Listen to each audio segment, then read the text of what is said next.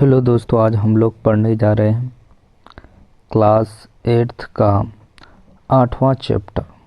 History का class 8th का 8वां chapter पढ़ने जा रहे हैं। जैसे देखते हैं, पहला चैप्टर का जो नाम है राष्ट्रीय आंदोलन का संगठन 1870 के दशक से 1947 तक। पहला नंबर क्वेश्चन देखते हैं, निम्नलिखित कथन में से विचार कीजिए। 1870 और 1880 के दशकों में राजनीतिक संगठनों की बागडोर वकील आदि अंग्रेजी शिक्षित पेशवा के हाथों में थी। ये कथन सही है। संप्रभुता एक आधुनिक विचार और राष्ट्रवाद का बुनियादी तत्व होता है जो भारतीय जनता को अपने मामले के बारे में फैसले लेने की आज़ादी होनी चाहिए। तो दोनों कथन क्या हो जाएगा, ये सही है। 1870 और 80 के दशकों में बने राजनीतिक संगठनों में यह चेतना और गहरी हो चुकी थी।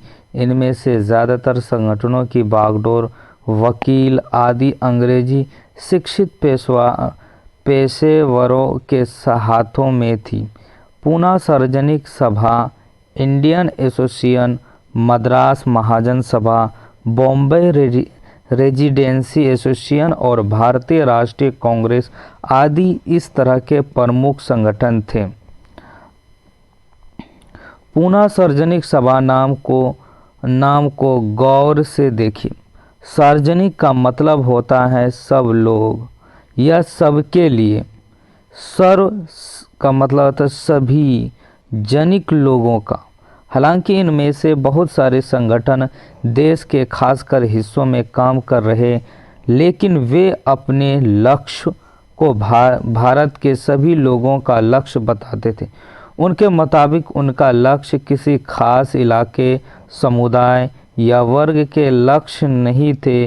वे इस सोच के साथ काम कर रहे थे कि लोग संप्रभुता हो। संप्रभुता एक आधुनिक विचार और राष्ट्रवाद का बुनियादी तत्व होता है। यह संगठन इस धारणा से चलते थे कि भारतीय जनता को अपने मामले के बारे में फैसले लेने की आज़ादी होनी चाहिए।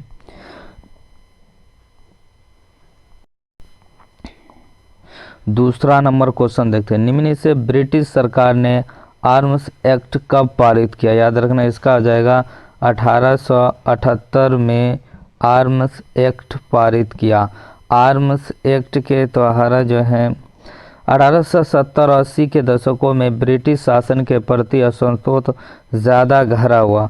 1878 में आर्म्स एक्ट पारित किया गया, जिसके जरिए भारतीयों द्वारा अपने पास हथियार रखने का अधिकार छीन लिया गया।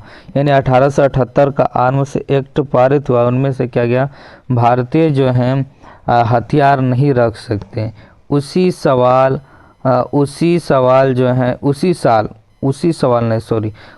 साल वर्नाक्यूलर प्रेस एक्ट भी पारित किया गया, जिससे सरकार की आलोचना करने वाले को चुप कराया जा सके। इस कानून में प्रावधान यानी का वर्नाक्यूलर प्रेस एक्ट उसी साल 1878 में पारित किया गया। उसमें यह कहा गया, अगर कोई प्रेस अगर आपत्तिजनक यानी शासन के खिलाफ, ब्रिटिश शासन के खिलाफ अगर छापते हैं तो उसके जो है प्रेस को, उस समाचार पत्रों को जब्त कर लिया जाएगा और उसकी उस समाचार पत्रों को निलंबित किया जाएगा और उनका जो संपत्ति उन पर जब्त की जाएगी। उनकी संपत्ति को क्या कर दिया जाएगा, जब्त किया जाएगा। अगर किसी अखबार में कोई आपत्तिजनक चीज़ें छपती तो सरकार उसकी प्रिंटिंग प्रेस सहित सारी संपत्ति को जब्त कर सकती है। ये उसके प्रावधान था। किसमें, याद रखना, प्रेस एक्ट में जो 1878 में लाया। निम्नलिखित में से इल्बर्ट बिल के संदर्भ में कौन सा कथन सही, ये बताना आपको। तीसरा नंबर ये क्वेश्चन कह रहे हैं, इल्बर्ट बिल संदर्भ में कौन सा कथन आपको सही है बताना। देखते इल्बर्ट बिल, याद रखना, इसका उद्देश्य भारतीय न्यायाधीश भी ब्रिटिश या यूरोपीय व्यक्तियों पर मुकदमा चला सकते। ये सही।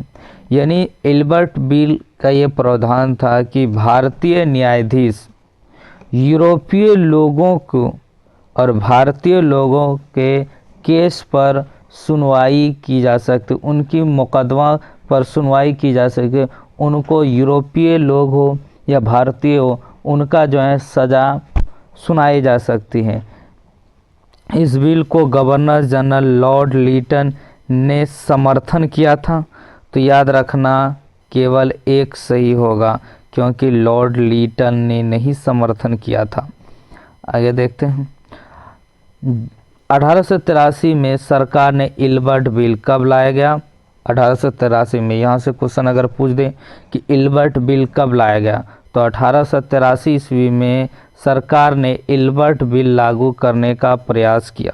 इसको लेकर काफ़ी हंगामा हुआ।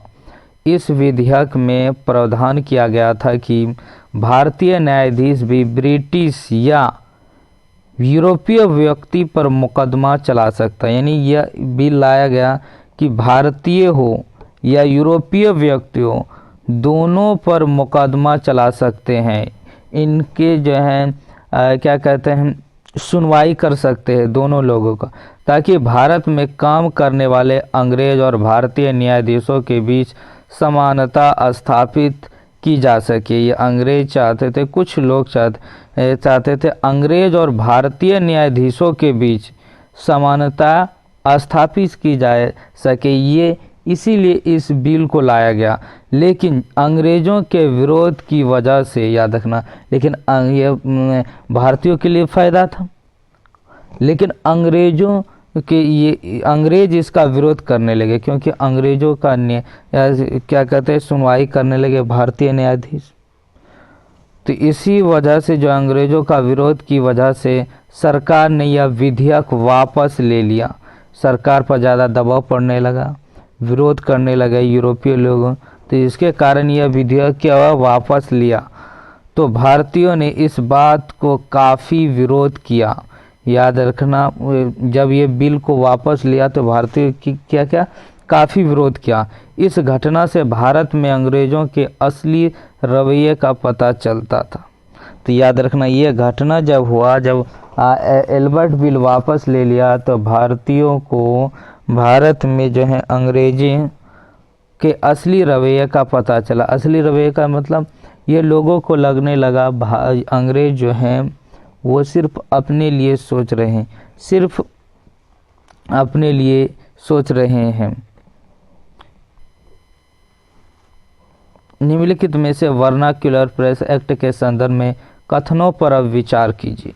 वर्नाक्युलर प्रेस एक्ट, इसका मकसद भारत में भारतीय और अंग्रेजी भाषा के समाचार पत्रों की स्वतंत्रता को प्रतिबंधित करना था।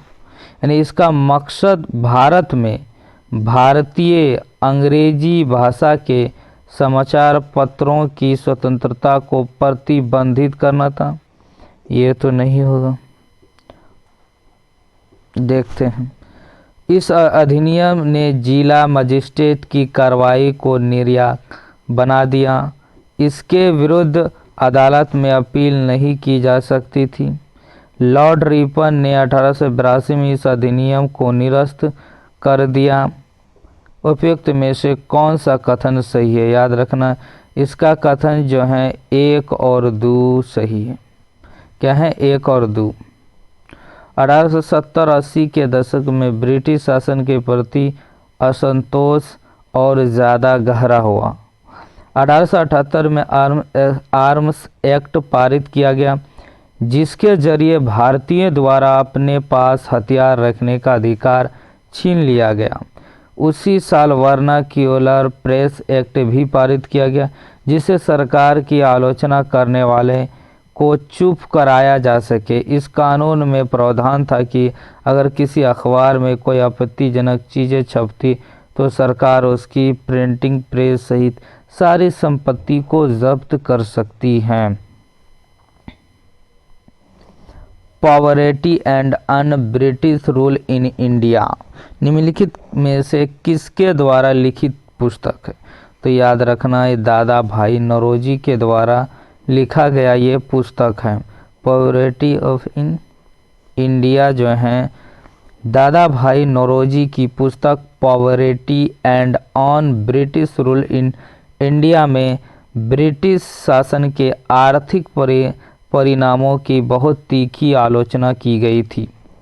1885 में देश भर के कितने प्रतिनिधि ने बम्बई में सभा करके भारतीय राष्ट्रीय कांग्रेस की स्थापना की गई? 72 प्रतिनिधियों ने शामिल होकर, याद रखना, भारतीय राष्ट्रीय कांग्रेस की स्थापना। पढ़े लिखे भारतीयों के एक अखिल भारतीय संगठन की ज़रूरत 1880 से महसूस की जा रही थी, परंतु इल्बर्ट विधेयक ने इस चाह को और गहरा कर दिया था।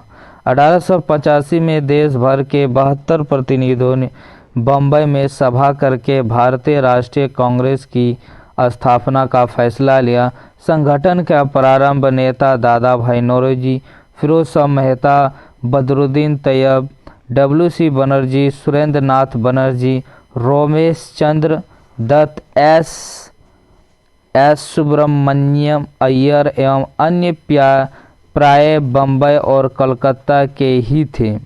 याद रखना, अन्य जो है बम्बई और क्या है, कलकत्ता के ही थे। नौरोजी व्यवसायी और प्रचारक थे। वे लंदन में रहते थे और याद रखना कुछ समय के लिए ब्रिटिश संसद के सदस्य भी रहे। उन्होंने युवा राष्ट्रवादी, याद रखना, उन्होंने क्या किया, युवा राष्ट्रवादियों का मार्गदर्शन किया। सेवानिवृत्त ब्रिटिश अफसर A.O. ह्यूम ने भी विभिन्न क्षेत्रों के भारतीयों को निकट लाने में अहम भूमिका अदा की। 7 नंबर क्वेश्चन देखते हैं। निम्नलिखित कथनों पर विचार करें। अपने पहले 20 साल में कांग्रेस अपने उद्देश्य और तरीकों के लिहाज से मध्यमार्गी पार्टी थी। कांग्रेस ने सरकार और शासन भारतीयों को विधान परिषदों भारतीयों की जगह दी जाए। कांग्रेस ने मांग की कि सिविल सेवा के लिए लंदन के साथ साथ भारत में भी परीक्षा आयोजित किया जाए। तो याद रखना सभी कथन इसका जो है सही, याद रखना असत्य कथन पूछा गया, तो असत्य इनमें से सभी कथन सही है, कोई कथन जो है गलत नहीं, इनमें से कोई ऑप्शन नहीं होगा। अक्सर कहा जाता है कि अपने पहले 20 सालों में कांग्रेस अपने उद्देश्य और तौर तरीकों के लिहाज से मध्य मार्गी पार्टी थी। क्या थी? 20 साल से जो है मध्य मार्गी पार्टी थी। इस दौरान कांग्रेस ने सरकार और शासन में भारतीयों को और ज़्यादा जगह दी जाने के लिए आवाज़ उठाई। कांग्रेस का आग्रह था कि विधान परिषदों में भारतीयों को ज़्यादा जगह दी जाए, परिषदों को ज़्यादा अधिकार दिया जाए और जिन प्रांतों में परिषद नहीं है वहाँ क्या बोला, गठन किया जाए। कांग्रेस चाहती थी कि सरकार में भारतीयों को भी ऊंचे पद दिए जाएं। क्या कहते हैं? ऊंचे पद दिए जाएं। इस काम के लिए उसने मांग की कि सिविल सेवा के लिए लंदन के साथ साथ भारत में भी इसका परीक्षा का आयोजन किया जाए। 8 नंबर का, स्वतंत्रता मेरा जन्मसिद्ध अधिकार है और मैं इसे ले, मई लिखा गया, यहाँ मैं होगा, मैं इसे लेकर रहूँगा, नारा किसने दिया था? तो याद रखना ये नारा किसने दिया था? बाल गंगाधर तिलक ने ही दिया था। किसने दिया था? बाल गंगाधर तिलक। नेक इरादों पर नहीं बल्कि अपनी ताकत पर भरोसा करना चाहिए, लोगों को स्वराज के लिए लड़ना चाहिए। तिलक ने नारा दिया, स्वतंत्रता मेरा जन्मसिद्ध अधिकार है और मैं इसे लेकर रहूँगा। बाल गंगाधर तिलक का यह नारा है। निम्नलिखित कथनों पर विचार करें। आपको कथन पर क्या करना है? विचार करना है।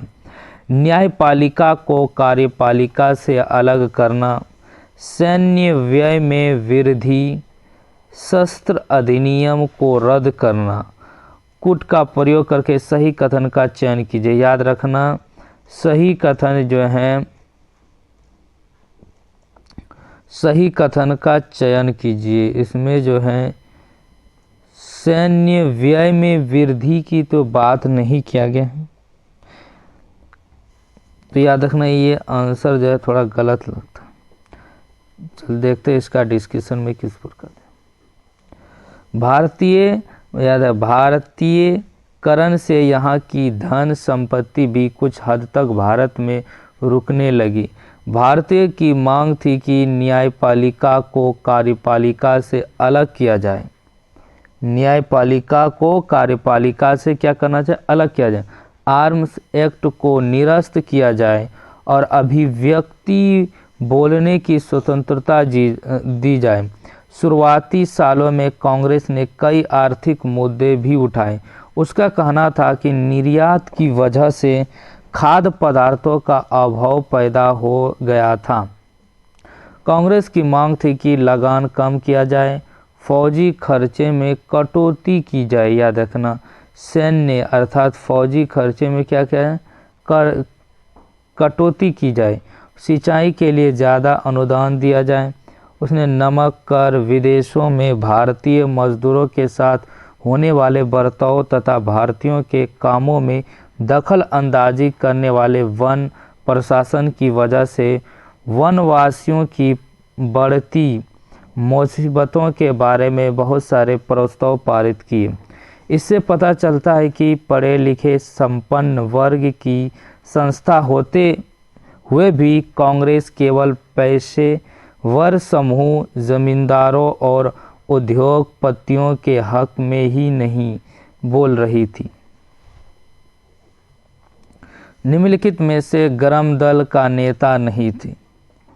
बाल गंगाधर तिलक था, अरविंदो घोष भी था, गोपाल कृष्ण गोखले जो थे ये नहीं थे, लाला लाजपत राय भी थे। 1890 के दशक तक बहुत सारे लोग कांग्रेस के राजनीतिक तौर तरीकों पर सवाल खड़ा करने लगे। यानी 1890 के दशक तक जो हैं बहुत से लोग जो हैं कांग्रेस पर सवाल खड़ा करने लगे। कांग्रेस इस प्रकार पार्टी है, विरोध करने, कुछ लोगों का विरोध भी करने लगे। जैसे बंगाल, पंजाब और महाराष्ट्र में बिपिन चंद्र पाल, बाल गंगाधर तिलक और लाला लाजपत राय जैसे नेताओं ज़्यादा आमूल परिवर्तनवादी उद्देश्य और पद्धतियों के अनुरूप काम करने लगे थे। उन्होंने निवेदन की राजनीति के लिए नरमपंथियों की आलोचना की। यानी निवेदन यानी कोई चीज़ काम करना है तो क्या अंग्रेज़ों से निवेदन करते थे कि हमारा ये काम कर दीजिए, इस तरह निवेदन करते थे। लेकिन उनका जो है इन लोगों ने क्या किया, इस तरह का कहना अंग्रेज़ों से उनका जो है ये आलोचना किया कि इस तरह नहीं करना चाहिए। अंग्रेज़ों के सामने इस तरह हम लोगों का हाथ गोड़ पकड़ के इस तरह काम करने के लिए नहीं करना चाहिए। अंग्रेज़ों के सामने हाथ गोड़ पकड़ के कि सर हमारा ये काम कर दिए, इस तरह काम कर दिए, इस काम को रोक दीजिए, इस तरह का निवेदन करने पर जो है नरमपंथियों का आलोचना किया। किसने, ये बाल लाल पाल ये सब नेताओं ने। आत्मनिर्भरता तथा रचनात्मक कामों का महत्व पर जोर दिया जाए। उनका कहना था कि लोगों को सरकार के नेक इरादों पर नहीं बल्कि अपनी ताकत पर भरोसा करना चाहिए। याद रखना, उन लोगों का कहना सरकार के नेक इरादों पर नहीं विश्वास करना बल्कि अपनी ताकत पर भरोसा करना चाहिए। लोगों को स्वराज के लिए लड़ना चाहिए। तो ये सब नेता जो थे बाल पाल लाल ये चाहते थे स्वराज के लिए लड़ना चाहिए। तिलक ने नारा दिया स्वतंत्रता मेरा जन्मसिद्ध अधिकार और मैं इसे लेकर रहूँगा। 11 नंबर क्वेश्चन देखते हैं। निम्नलिखित में से उग्रवादी नेताओं के बारे में कौन सा कथन सही है? क्या है, उग्रवादी नेताओं के कौन सा कथन सही है? उग्रवादी नेता ने निवेदन की राजनीति के लिए नरमपंथी की आलोचना की। अभी हम पढ़ चुके हैं। यानी निवेदन, उग्रवादी नेताओं ने क्या किया, निवेदन की राजनीति के लिए नरमपंथियों का क्या क्या आलोचना किया। यह तो कथन सही है। भारतीय लोगों को सरकार लिखा हुआ है, सरकार होगा, सरकार के नेक इरादों पर नहीं बल्कि अपनी ताकत पर भरोसा करना चाहिए। ये भी सही है।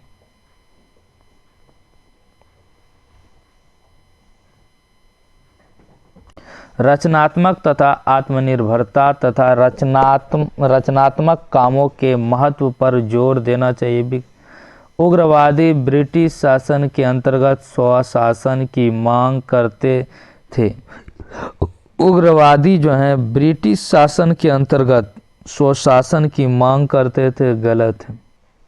उग्रवादी जो हैं ये क्या कह रहा है, उग्रवादी ब्रिटिश शासन के अंतर्गत स्वशासन की मांग करते थे। यानी ये इसका कहने का मतलब कह रहा है कि उग्रवादी नेता जो हैं ये कहते थे कि हमें जो है ब्रिटिश शासन के अंदर हमको स्वशासन चाहिए, उनके साथ मिलजुल कर ब्रिटिश शासन के अंतर्गत मिलजुल कर हमको शासन चाहिए। तो ये तो नहीं चाहते थे, स्वशासन चाहते थे, हम शासन करेंगे। तो इसलिए इसका आंसर जो है 1, 2 और 3 हो जाएगा। 1890 के दशक तक बहुत सारे लोग कांग्रेस की राजनीतिक तौर तरीकों पर सवाल खड़ा, यहाँ तक तो पढ़ चुके, अच्छे दिखते। बंगाल, पंजाब, महाराष्ट्र बिपिन चंद्रपाल, बाल लाल गंगाधर तिलक, लाला लाजपत राय जैसे नेता ज़्यादा आमूल परिवर्तन उद्देश्य पद्धतियों के अनुकूल काम करने लगे थे।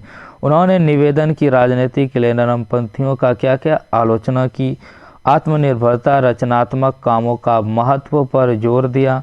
उनका कहना था कि लोगों को सरकार के नेक इरादों पर नहीं बल्कि अपनी ताकत पर भरोसा करना चाहिए, लोगों को स्वराज के लिए लड़ना चाहिए। तिलक ने नारा दिया, स्वतंत्रता मेरा जन्मसिद्ध अधिकार, मैं इसे लेकर। निम्नलिखित में से बंगाल विभाजन कब हुआ था? बंगाल विभाजन 1905 ईस्वी में हुआ था। 1905 ईस्वी में वायसराय कर्जन ने बंगाल का विभाजन कर दिया। किसने किया था? याद रखना, लॉर्ड कर्जन ने क्या था? वायसराय कौन था? कर्जन ने। उस वक्त बंगाल ब्रिटिश भारत का सबसे बड़ा प्रांत था। यानी उस समय जो है भारत में जो है सबसे बड़ा प्रांत हुआ करता था। बिहार और उड़ीसा के कुछ भागों भी उस समय बंगाल का हिस्सा था। कौन कौन? बिहार का था, उड़ीसा का कुछ हिस्सा भाग भी उस समय बंगाल का हिस्सा था। अंग्रेज़ों का कहना था कि प्रशासनिक सुविधा को ध्यान में रखते हुए बंगाल का बंटवारा करना जरूरी था, परंतु प्रशासकीय सुविधा का मतलब क्या था? याद रखना, वायसराय जो थे कर्जन ने कहा हमने जो है ये बहुत बड़ा प्रांत था, यहाँ शासन प्रशासन चलाने के लिए कठिनाई हो रही थी, जिसके कारण हमने बंगाल का विभाजन करना था। लेकिन बंगाल का विभाजन करना असली दूसरा मकसद था। यहाँ पर याद रखना, यहाँ क्या थे? यह सबसे बड़ा, यहाँ जो है भारत के याद रखना सबसे ज़्यादा प्रांतों की आबादी इसी प्रांत में थी। सबसे ज़्यादा याद रखना स्वतंत्रता सेनानी, और इसमें याद रखना राजनीतिक नेता भारतीय राष्ट्रीय कांग्रेस से जुड़े, याद रखना क्या करते हैं, आंदोलनकारी यहाँ से ज़्यादा थे। बंगाल विभाजन के संदर्भ में लिखित कथन पर विचार। बंगाल को प्रशासनिक सुविधा को ध्यान में रखते हुए बंगाल विभाजन किया। ये तो से उन्होंने अंग्रेज़ों ने ये हवाला दिया, लेकिन असल मकसद दूसरा था। सरकार को गैर बंगाली इलाके अलग करने की बजाय उसको पूर्वी भागों को अलग करके उड़ीसा में मिला दिया। ये भी सही है। यानी अंग्रेज़ ने क्या किया, बंगाल के कुछ हिस्से, मान लेते ये असम है, ये क्षेत्र क्या है, बंगाल है, तो याद रखना अगर बंगाल को विभाजन करना है तो ये क्या किया, बंगाल का कुछ हिस्सा, मान लेते इतना हिस्सा असम में मिला दिया, जबकि इसे बंगाल को असम में ना मिलाकर बंगाल को अलग करना था, लेकिन इन्होंने कुछ हिस्सा इसमें मिला दिया, कुछ हिस्सा अलग मिला दिया। इस तरह का उन्होंने विभाजन किया। उसके विरोध में उपजे स्वदेशी आंदोलन को आंध्र के डेल्टा इलाके में वंदे मातरम आंदोलन कहा जाता था, यानी उसके विरोध में उपजे स्वदेशी आंदोलन को आंध्र के डेल्टा इलाके में वंदे मातरम आंदोलन कहा जाता है। तो याद रखना इसका आंसर क्या, कौन सा कथन सही है। तो इसका आंसर जो हो जाएगा 1 और 4।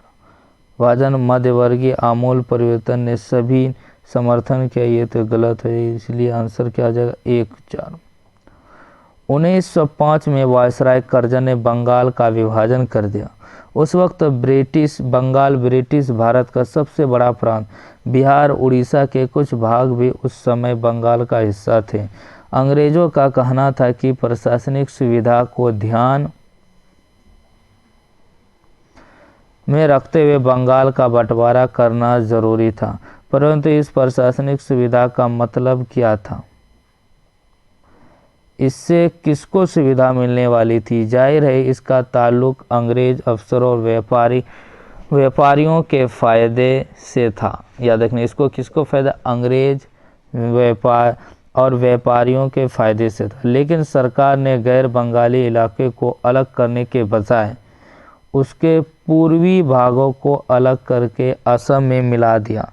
पूर्वी बंगाल को अलग करने के पीछे अंग्रेज का मुख्य उद्देश्य रहा होगा कि बंगाल राजनेताओं के प्रभाव पर अंकुश लगाया जाए और बंगाली जनता को बांट दिया जाए। बंगाल के विभाजन से देश भर में गुस्से की लहर फैल गई। मध्य मार्गी और आमूल परिवर्तनवादी कांग्रेस के सभी दलों, यहाँ लिखना चाहिए था धड़ों लिखा है, दलों ने इसका विरोध किया। विशाल जनसभाओं इसकी भारी अनुगूंज सुनाई दी। उदाहरण के लिए आंध्र के डेल्टा इलाके में इसे वंदे मातरम आंदोलन के नाम से जाना जाता है, यानी आंध्र के डेल्टा इलाकों में इसे वंदे मातरम आंदोलन के नाम से जाना जाता था। निम्नलिखित में से बंगाल विभाजन के विरोध में कौन सा आंदोलन शुरू हुआ था। स्वदेशी आंदोलन शुरू हुआ था। क्या हुआ था, बंगाल के विभाजन से देश भर में गुस्से की लहर फैल गई। मध्यम मार्गी और आमूल परिवर्तनवादी कांग्रेस के सभी दलों ने इसका विरोध किया। विशाल जनसभाओं का आयोजन किया और जुलूस निकाले गए। जन प्रतिरोध के नए नए रास्ते ढूंढे गए। इससे जो संघर्ष उपजा उसे स्वदेशी आंदोलन के नाम से जाना जाता। निम्नलिखित में से याचिका और निवेदनों की राजनीति का विरोध करने वाला आमूल परिवर्तनवादी के प्रमुख नेता नहीं थे। याद रखना आमूल परिवर्तनवादी के नेता लाला लाजपत राय, बाल गंगाधर तिलक, गोपाल कृष्ण गोखले। तो याद रखना ये आमूल परिवर्तनवादी प्रमुख नेता नहीं थे। 1890 के दशक तक बहुत सारे लोग कांग्रेस के राजनीतिक तौर तरीकों पर सवाल खड़ा करने लगा। बंगाल, पंजाब, महाराष्ट्र विपिन चंद्रपाल, बाल गंगाधर तिलक, लाला लाजपत राय जैसे नेता ज़्यादा आमूल परिवर्तनवादी उद्देश्य और पद्धतियों के अनुरूप काम करने लगे थे। उन्होंने निवेदन की राजनीति के नरम पत्तियों की आलोचना की और आत्मनिर्भरता रचनात्मक कामों पर महत्व दिया। निम्नलिखित में से स्वदेशी आंदोलन के संदर्भ में असत्य कथन का चयन करें। यह आंदोलन स्वतंत्रता संघर्ष में शुरू किया गया पहला जन आंदोलन था। यह अंग्रेजी सरकार के विरुद्ध आर्थिक सामाजिक संघर्ष था जिसका सीधा प्रभाव बंग संस्कृति के विकास पर पड़ा। स्वराज के लिए आमूल परिवर्तनवादी ने जनता को लामबंद करने और ब्रिटिश संस्थानों व वस्तुओं के बहिष्कार पर जोर दिया। ये सही है।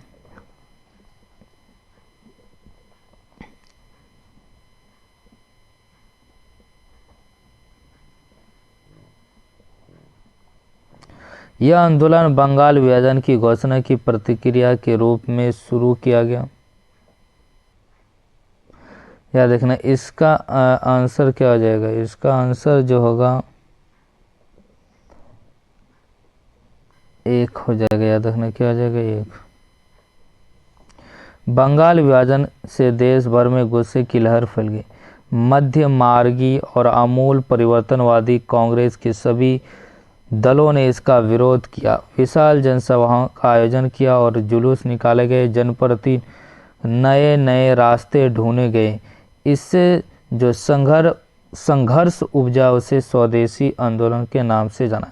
यह आंदोलन बंगाल में सबसे ताकतवर था, परंतु अन्य इलाके में भी इसकी भारी अनुगूंज सुनाई दी। उदाहरण के लिए आंध्र के डेल्टा इलाके में इसे वंदे मातरम आंदोलन के नाम से जाना जाता है। स्वदेशी आंदोलन ने ब्रिटिश शासन का विरोध किया और स्वयं सहायता, स्वदेशी उद्यमों, राष्ट्रीय शिक्षा और भारतीय भाषा के उपयोग को बढ़ावा दिया। स्वराज के लिए आमूल परिवर्तनवादी ने जनता को लामबंद करने और ब्रिटिश संस्थाओं को वस्तुओं का बहिष्कार पर जोर दिया। कुछ लोग ब्रिटिश शासन को उखाड़ फेंकने के लिए क्रांतिकारी हिंसा के समर्थक थे। निम्नलिखित में से मुसलमान और नवाबों ने ऑल इंडिया मुस्लिम लीग का गठन कब किया गया? 1906 ईस्वी में मुस्लिम लीग का गठन किया गया। 20वीं शताब्दी के प्रारंभ दशकों में कई दूसरे महत्वपूर्ण घटनाएं भी घटी। 1906 में मुसलमान जमींदार और नवाबों के एक समूह ने ढाका में ऑल इंडिया मुस्लिम लीग का गठन किया। ऑल इंडिया मुस्लिम लीग का गठन किया। लीग ने बंगाल विभाजन का समर्थन किया। याद रखना मुस्लिम लीग ने क्या किया? बंगाल विभाजन का समर्थन किया। यहाँ से क्वेश्चन पूछ देगा कि वह कौन सा दल था, वह कौन सा संगठन था जिन्होंने बंगाल विभाजन का समर्थन किया? तो मुस्लिम लीग की मांग थी, लीग का जो मांग थी कि मुसलमानों के लिए अलग निर्वाचिका की व्यवस्था की जाए। 1909 में सरकार ने यह मांग मान ली। निर्वाचित क्षेत्र का जो हुआ करता था, यानी अगर मान लिए इस क्षेत्र मान लेते हैं इलाहाबाद, मान लेते इलाहाबाद से अगर इस क्षेत्र को निर्वाचित कर दिया, अगर निर्वाचित कर दिया तो इस क्षेत्र में मुसलमान कैंडिडेट खड़ा होगा और सिर्फ मुसलमान ही वोट करेंगे। तो इसी को निर्वाचित क्षेत्र है, जिसके कारण जो कांग्रेस लोग इसका विरोध करते थे। निम्नलिखित में कथनों पर विचार करें। मुस्लिम लीग की मांग थी कि मुसलमानों के लिए अलग निर्वाचिका की व्यवस्था की जाए। ये भी सही, ये तो सही है। मुस्लिम लीग ने बंगाल विभाजन का विरोध किया? नहीं, मुस्लिम लीग ने बंगाल विभाजन का समर्थन किया था। 1919 में सरकार ने 1909 ईस्वी में, याद रखना 1909 ईस्वी में सरकार ने परिषदों में कुछ सीटें मुसलमान उम्मीदवारों के लिए आरक्षित कर दी गई थी, जिन्हें मुस्लिम मतदाताओं के द्वारा ही चुनकर भेजा जाना था। ये भी सही है। तो याद रखना 1 और 3 इसका आंसर सही होगा, 2 गलत है। उसमें लिखा है समर्थन, जबकि समर्थन नहीं किया, जबकि समर्थन किया। 20वीं शताब्दी के आरंभ दशकों में कई दूसरे महत्वपूर्ण घटनाएं भी घटी। क्या महत्वपूर्ण घटनाएं भी घटी? 1906 में मुसलमान जमींदार और नवाबों के एक समूह ने ढाका में ऑल इंडिया मुस्लिम लीग का गठन किया। लीग ने बंगाल विभाजन का समर्थन किया। लीग की मांग थी कि मुसलमानों के लिए अलग निर्वाचिका की व्यवस्था किया जाए। 1909 में सरकार ने यह मांग मान ली। अब परिषदों में कुछ सीटें मुसलमान उम्मीदवारों के लिए आरक्षित कर दी गई, जिन्हें मुस्लिम मतदाताओं द्वारा ही चुनकर भेजा जाना था। इससे राजनेताओं में अपने धार्मिक समुदाय के लोगों को अपना राजनीतिक समर्थन बनाने का लालच पैदा हो गया। 19 नंबर देखते कांग्रेस में मध्य मार्गी और आमूल परिवर्तनवादी किस अधिवेशन में अलग हो गई? कांग्रेस में मध्य मार्गी आमूल परिवर्तनवादी किस अधिवेशन में अलग गए? याद रखना, याद गरम दल और नरम दल कब अलग हुए? 1907 ईस्वी में गरम दल और नरम दल अलग हुए। 1907 में कांग्रेस टूट गई। मध्यम मार्गी धड़ा बहिष्कार की राजनीति के विरुद्ध था। इन लोगों का मानना था कि इसके लिए बल प्रयोग की आवश्यकता होती है, जो कि सही नहीं है। संगठन टूटने के बाद कांग्रेस पर मध्य मार्गी का दबदबा बन गया। मध्य मार्गी मतलब क्या? नरम दल दबदबा बन गया, जबकि तिलक के अनुयायी बाहर से काम करने लगे। दिसंबर 1915 में दोनों खेमे में एक बार फिर एकता स्थापित हुई। याद रखना, दिसंबर 1915 में दोनों नरम दल और गरम दल के बीच खेमे में क्या हुआ? एकता स्थापित हुई। अगले साल कांग्रेस और मुस्लिम लीग के बीच ऐतिहासिक लखनऊ समझौते पर दस्तखत हुए और दोनों संगठनों ने देश में प्रतिनिधित्व सरकार के गठन के लिए मिलकर काम करने का फैसला लिया। कांग्रेस के किस अधिवेशन में मुस्लिम लीग और कांग्रेस के बीच ऐतिहासिक समझौते हुए? तो याद रखना, 1916 का लखनऊ अधिवेशन में मुस्लिम लीग और क्या कांग्रेस के बीच समझौता हुए। नरम दल गरम दल के बीच समझौता हुआ था। 1907 में कांग्रेस टूट गई। मध्यम मार्गी धड़ा बहिष्कार की राजनीति के विरोध था। इन लोगों का मानना था कि इसके लिए बल प्रयोग की आवश्यकता होती है, जो कि सही नहीं। संगठन टूटने के बाद कांग्रेस पर मध्यम मार्गी का दबदबा बन गया, जबकि तिलक अनुयायी बाहर से काम करने लगे। दिसंबर 1905 में दोनों खेमों में एक बार फिर से एकता स्थापित हुई। अगले साल कांग्रेस मुस्लिम लीग के बीच ऐतिहासिक लखनऊ समझौते पर दस्तखत हुए और दोनों संगठनों ने देश में प्रतिनिधि सरकार गठन करने के लिए मिलकर काम करने का फैसला लिया। यानी इन लोगों ने याद 1916 में लखनऊ में समझौता हुआ कि हम लोग जो है मिलकर सरकार बनेंगे और अंग्रेज़ों के खिलाफ लड़ेंगे, सरकार गठित करेंगे गठबंधन करके। महात्मा गांधी 1915 में जब दक्षिण अफ्रीका से भारत लौटे, उनकी उम्र क्या थी? 46 वर्ष थी। इन्हीं हालात में महात्मा गांधी एक जन नेता के रूप में सामने आए। गांधी जी 46 वर्ष की उम्र में 1915 में दक्षिण अफ्रीका से भारत लौटे थे। वे वहां पर नस्ल भेदी पाबंदियों के खिलाफ अहिंसक आंदोलन चला रहे थे। क्या चला रहे थे? अहिंसक आंदोलन चला रहे थे। अंतर्राष्ट्रीय स्तर पर उनकी अच्छी मान्यता थी और लोग उनका आदर करते थे। दक्षिण अफ्रीकी आंदोलनों की वजह से उन्हें हिंदू, मुसलमान, पारसी और ईसाई, गुजराती, तमिल और उत्तर भारतीय उच्च वर्गीय व्यापारी, वकील और मजदूर सब तरह के भारतीयों से मिलने जुलने का मौका मिल चुका था।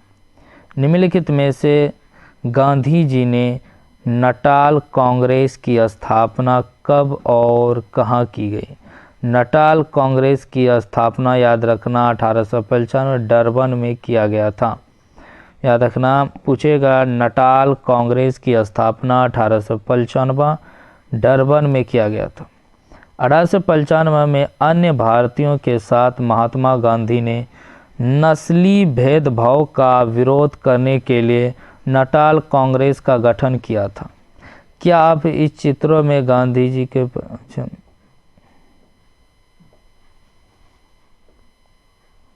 23 नंबर देखते हैं। निम्नलिखित कथन पर विचार। महात्मा गांधी दक्षिण अफ्रीका में नस्ल भेदी पाबंदियों के खिलाफ हिंसक आंदोलन चला रहे थे। अहिंसक आंदोलन चलाते, हिंसक नहीं। गांधी जी 46 वर्ष की उम्र में 1915 में दक्षिण अफ्रीका से भारत लौटे थे। भारतीयों के साथ महात्मा गांधी ने नस्लीय भेदभाव का विरोध करने के लिए फिनिक्स आश्रम की स्थापना की। महात्मा गांधी भारत के लोगों, उनकी ज़रूरतों और हालातों को समझने के लिए पहले साल पूरे भारत का दौरा किया। ये सही है। उपयुक्त में असत्य कथन की पहचान करें। तो याद रखना 1 और 3 इसका आंसर जो है असत्य कथन होगा। इन्हीं हालातों में महात्मा गांधी एक जननेता के रूप में सामने 40 वर्ष की उम्र में 1915 में दक्षिण अफ्रीका से भारत लौटे। वे वहां पर नस्ल भेदी पाबंदियों के खिलाफ अहिंसक आंदोलन चला रहे थे और अंतर्राष्ट्रीय स्तर पर उनकी अच्छी मान्यता थी। लोग उनका आदर करते थे। दक्षिण अफ्रीका आंदोलनों की वजह से उन्हें हिंदू, मुसलमान, पारसी और ईसाई, गुजराती, तमिल और उत्तर भारतीय उच्च वर्गीय व्यापारी, वकील और मजदूर सब तरह के भारतीयों से मिलने जुलने का मौका मिल चुका था। महात्मा गांधी ने पहले साल पूरे भारत का दौरा किया। इस दौरान वे यहाँ के लोगों, उनकी ज़रूरतों और हालात को समझने में लगे रहे। निम्न से रॉलेट लिखा है। रॉलेट एक्ट कानून कब आया था? रॉलेट एक्ट जो है 1919 में आया था। 1919 में गांधी जी ने अंग्रेज़ों द्वारा हाल ही में पारित किए गए रॉलेट एक्ट कानून के खिलाफ सत्याग्रह आह्वान किया था। पूछेगा सत्याग्रह आह्वान किसके खिलाफ किया था? 1919 का रॉलेट एक्ट। यह कानून अभिव्यक्ति की स्वतंत्रता जैसे मूलभूत अधिकारों पर अंकुश लगाने और पुलिस को ज़्यादा अधिकार देने के लिए लागू किया गया था। महात्मा गांधी, मोहम्मद अली जिन्ना तथा अन्य व्यक्तियों ने इनका विरोध किया था। रॉलेट एक्ट के संदर्भ में निम्नलिखित में से कौन सा कथन सही है? इस एक्ट ने बंदी प्रत्यक्षीकरण के अधिकार को निलंबित कर दिया। जैसे साइमन कमीशन आगमन के विरोध में प्रदर्शन रॉलेट एक्ट सत्याग्रह के साथ किए गए। कानून अभिव्यक्ति की स्वतंत्रता जैसे मूलभूत अधिकारों पर अंकुश लगाना। ये विषय यह सहमति अरुंडेल समिति की सिफारिश पर लागू किया गया। तो याद रखना क्या पड़ा? कथन सही है। इसका जो आंसर जो है सबसे अच्छा आंसर जो होगा कानून अभिव्यक्ति की स्वतंत्रता जैसे मूलभूत अधिकारों को अंकुश लगाना। 1919 में गांधी जी ने अंग्रेजों द्वारा हाल ही में पारित किए गए रॉलेट कानून के खिलाफ सत्याग्रह आह्वान किया। यह कानून अभिव्यक्ति की स्वतंत्रता जैसे मूलभूत अधिकारों पर अंकुश लगाने और पुलिस को और ज़्यादा अधिकार देने के लिए लागू किया गया था। महात्मा गांधी, मोहम्मद अली जिन्ना तथा अन्य नेताओं का मानना था कि सरकार के पास लोगों की बुनियादी स्वतंत्रताओं पर अंकुश लगाने का कोई अधिकार नहीं है। ये थोड़ा जो है क्या कहते हैं चैप्टर थोड़ा बड़ा है, तो जो है नेक्स्ट पार्ट में हम लोग इसको कवर करने का करेंगे। जो लोग हमारे टेलीग्राम चैनल नहीं ज्वाइन करे हैं, टेलीग्राम ज्वाइन कर लीजिए। टेलीग्राम चैनल ज्वाइन कर ली। जैसे कि मेरा टेलीग्राम चैनल का नाम है वन वे सीटेट क्लास, इस तरह क्लास लिखना और लास्ट में 1 देना, यानी one way CTET class last में 1 देना। तो ये हमारे टेलीग्राम का चैनल, हम डिस्क्रिप्शन में दे देंगे टेलीग्राम चैनल का लिंक, तो वहाँ ये PDF हम भेज देंगे। और डेली हम लोग जो क्या कहते हैं, क्लास लेने के बाद, क्लास होने के बाद PDF हम अपने टेलीग्राम चैनल पर, जिसका नाम है वन वे सीटेड क्लास, पर डाल देते हैं। चलिए नेक्स्ट वीडियो जो है हम लोग अगले देखेंगे, क्योंकि ये थोड़ा लंबा चैप्टर है।